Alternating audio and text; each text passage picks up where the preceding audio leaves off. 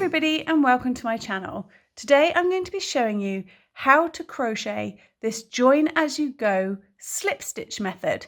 Now it leaves a very pretty braided zigzaggy effect and it is a beautiful join as you go project, which means you crochet a square and you join it as you are crocheting. So you don't need to wait until you've got a pile of squares and then join them separately at the end. Now this join definitely shines and looks its best when it is done in the same colour. As you can see here, when you have separate colours, it kind of throws the eye off a little bit, but this is very good for showing you now that sort of braided zigzag effect. The join on the back is completely flat, so it's great for blankets or for cardigans, which is what this is destined to become. So let's leap straight on in to how you do this slip stitch join as you go method that doesn't really have a name. This join works for any design of crochet square, any stitch. It also works fantastically well for strips if you were doing mile a minute type blankets. I'm just going to be demonstrating on a bog standard granny square for you today. To begin, complete your very first square in its entirety. Now in my case, I've done a 3-round granny square with no chains on the side and chain 2s in the corner. That's my very first square complete, and if I was making a blanket, this would be the bottom right corner of my blanket on the outside edge. To connect your second square, crochet up until the final round. So I've begun my 3rd round here and decide which side you want to join to. So I'm going to be joining up this middle side here that I haven't actually crocheted yet. This bottom edge would be the bottom edge of my blanket and this top edge would be the middle section. I personally tackle the outer edges of my blankets slightly differently to the middle, and I will show you both ways. Now because I'm joining on this edge, I'm only going to crochet the first half of my corner. So in my case, that is 3 double crochet stitches.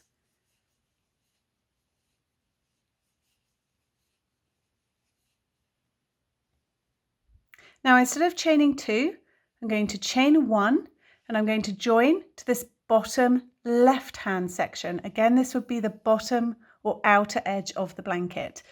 So I'm going to pick up this square and attach to this corner here just with a slip stitch. So I have substituted out a chain for a slip stitch. To do this slip stitch as you go, you work 1 stitch at a time. So I'm going to go ahead and I've got to finish up my corner here. So I'll do 1 double crochet stitch. Then find the corresponding stitch on the square you're joining to here and slip stitch into the top of it. So you've got the V's from the top of that stitch, pop your hook under both of those V's and just slip stitch. So just grab that yarn and pull it through the stitch and through the loop on your hook. Again, double crochet or whatever stitch it is that you're doing. Find the corresponding stitch on your joining square and slip stitch to it. Again, 1 stitch at a time. Complete your stitch.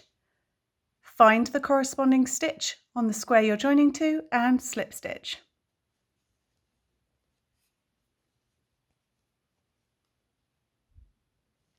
Keep going 1 stitch at a time, joining with a slip stitch to its corresponding stitch on the opposite square as you go.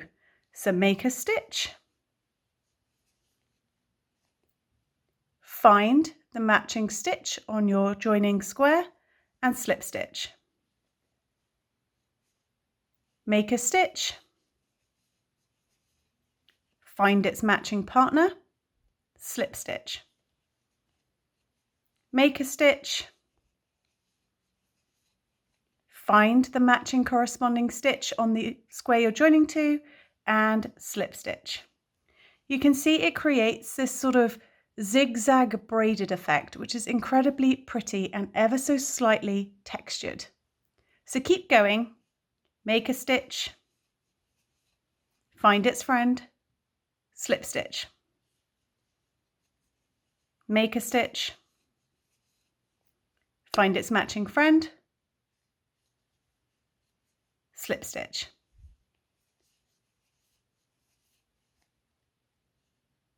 Once you have run out of stitches to join to, you'll come to your chain space.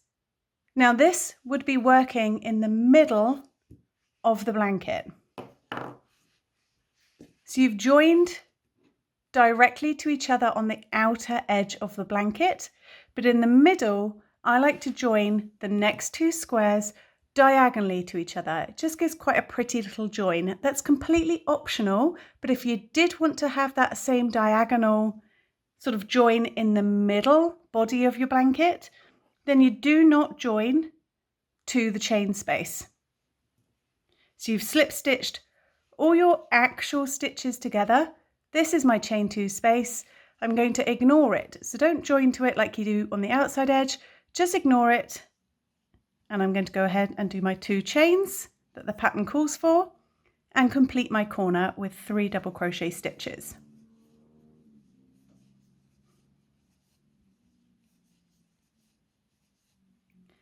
So you're not attaching the chain spaces to each other in the middle of the blanket. Those get picked up when you add the next row up. So that's all the joining done for this square. So I'm going to go ahead and just complete this granny square as normal.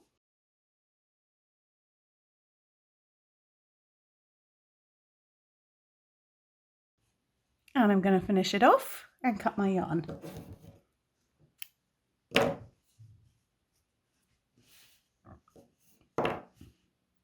So for every square along the bottom edge of your blanket, you would join it exactly the same way that you just did this yellow one. Join on the very outer chain space, but leave the middle one free. So you'd keep going for as wide as you wanted your blanket to be. Then we'd be moving on to row 2. Now for row 2, purely for ease of my crocheting, I'm going to flip this entire thing around. I'm just going to spin it around and bring in my next colour square.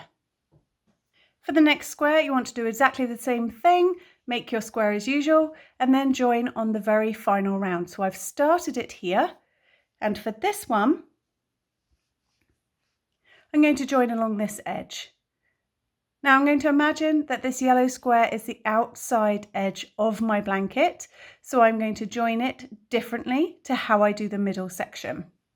But just like for the yellow square, do half a corner,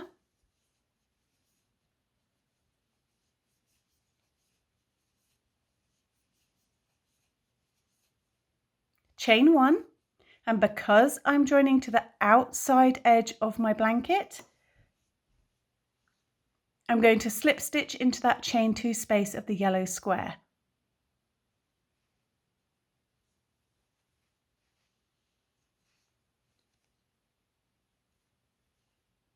Then I'm going to make a stitch, find the corresponding stitch on the opposite square that you're joining to, and slip stitch.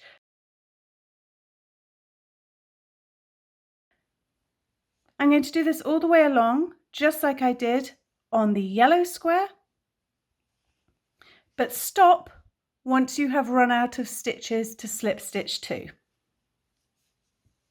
So make a stitch, find its friend, slip stitch. Make a stitch, find the corresponding friend on the square you're joining to, and slip stitch. Keep going until you've run out of stitches to join to.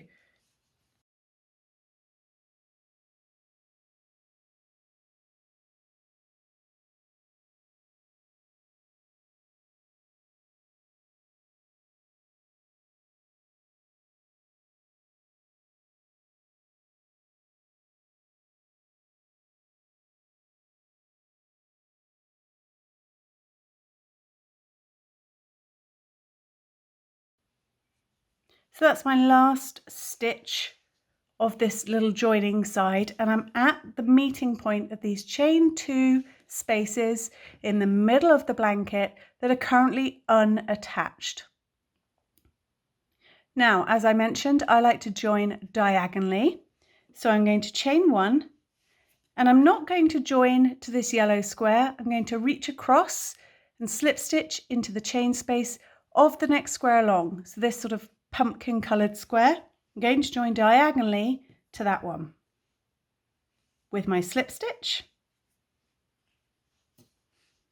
And then, as I have nothing more to attach to, I'm going to go ahead and finish my granny square as usual.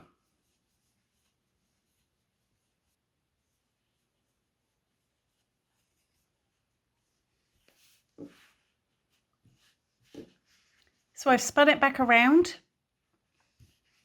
This is the bottom edge. I've got this pumpkin square as my lower right corner of my blanket. The yellow square is the bottom left of my blanket. And then this sort of stone coloured one I've just joined would be row 2. So the next square on row 2 is going to sit here. Now, there are a couple of things just to pay attention to. You're going to be joining on 2 sides. You're also going to be picking up the diagonal of the opposite square, in this case yellow. I'm also going to treat this as my final square, so I'm going to join to these additional chain 2 spaces as if they were my outer edges. Now for you, if you're going on to do more than obviously 4 squares, you would not join this first chain 2 space. You would leave it hanging free, just as you did on this sort of pumpkin and yellow row. So if your chain spaces fall in the middle of your blanket, leave them free so you can pick them up with the diagonal join of the next square. If your chain spaces fall on the outside edge of your blanket, then you join them together adjacent. So for this, we're going to assume that this final square for me is the final square of my blanket, so I will be attaching to these 2 chain spaces because they will be my outside edge. So I'm going to spin all this around, including my square that I'm going to join. And as normal, I have completed all the rounds of my granny square except this final one.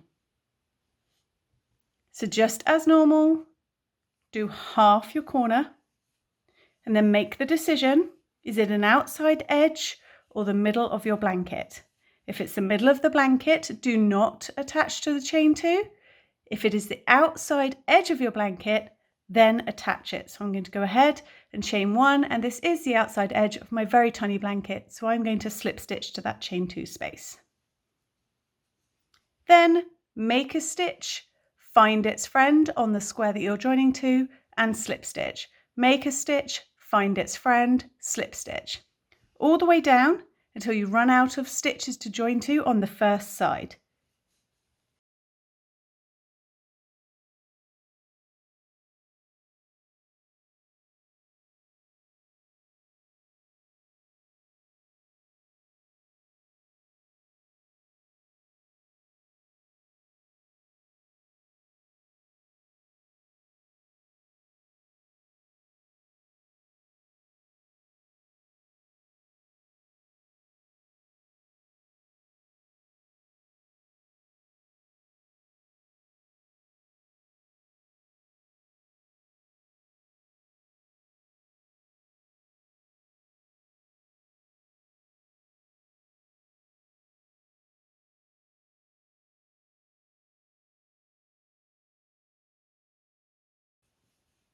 So this is my final stitch that I'm just joining to before I hit my chain 2. Now I am joining diagonally, so I'm going to pick up this empty chain 2 space of the yellow square. So just as normal, chain 1 and then substitute out the second chain for a slip stitch straight into that diagonal corner. Oops.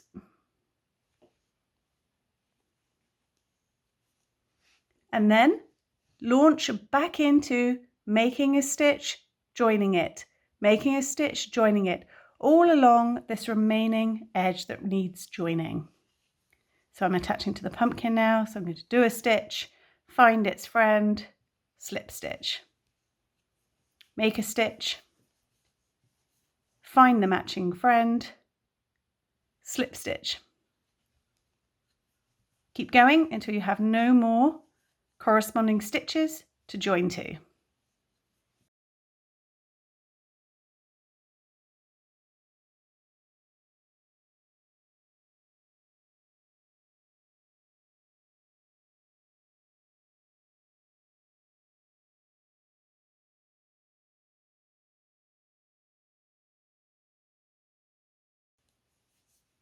So that's my final stitch on this side. And again, I'm back to my chain 2 space. And here you make a decision. Is it the outside edge of your blanket? If so, we're going to join to it. Is it still the middle of your blanket? If so, leave it. This is the outside edge. So the only change here is I'm going to slip stitch immediately into the chain 2 space. I'm not chaining first, I'm just going to slip stitch straight into it. Then chain 1 and complete your granny square as normal. Once you have joined all your squares, pull them out a little bit. It's a very tight, snug join. So just give everything a little bit of a stretch, particularly on those outside edges, to pull everything into line with each other. So for a really quick recap for you, on the outside edges, join the adjacent chain 2 spaces. On the left-hand side of your blanket, you would chain 1 and then slip stitch to the adjacent square. On the right-hand side of your blanket, you would slip stitch first, then chain 1. So it's just a tiny difference. And in the middle, you pick up the diagonal. If I pull this apart, you can see it a bit better. You pick up the diagonal rather than the adjacent. So as I mentioned, this join looks fan-dabby-dozy when all done in the same colour. So as you can see, it's almost seamless and the join is completely flat on the back for both this sample piece and my main piece here. And you are left with this beautiful textured zigzaggy braid. It's also very good for hiding a multitude of sins. So if you perhaps forget to pick up the diagonal corner, it doesn't matter. If you join with a chain 1 first and then a slip stitch, or a slip stitch, then a chain 1, again, it doesn't matter. It's a very forgiving join. The important thing is that you join the matching stitches of each square together and you make a stitch, find its friend, slip stitch. So I hope you enjoyed this tutorial. If you found it helpful, please do give me a big thumbs up. And until next time, happy crocheting!